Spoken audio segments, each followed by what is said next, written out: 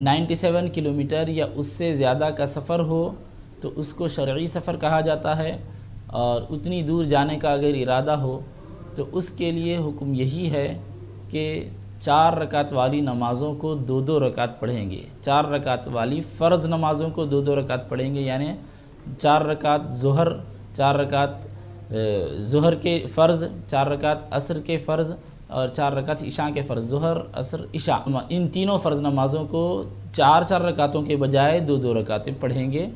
بس ان 3 نمازوں میں قصر ہے۔ اس کے علاوہ فجر کی نماز جو 2 رکعت ہے وہ 2 رکعت ہی پڑھنی ہے، اور مغرب کی نماز جو 3 رکعت ہے وہ 3 رکعت ہی پڑھنی ہے۔ اس کے علاوہ 5 فرض نمازیں ہو گئی۔ اس کے علاوہ باقی جتنی نمازوں کی سنتیں ہیں، نوافل ہیں، یا پھر واجب الوتر ہے، ان سارے نمازوں کو ویسے ہی پڑھنا ہے جیسے حضر میں، یعنی اپنے مقام پر رہنے کی صورت میں پڑھتے ہیں۔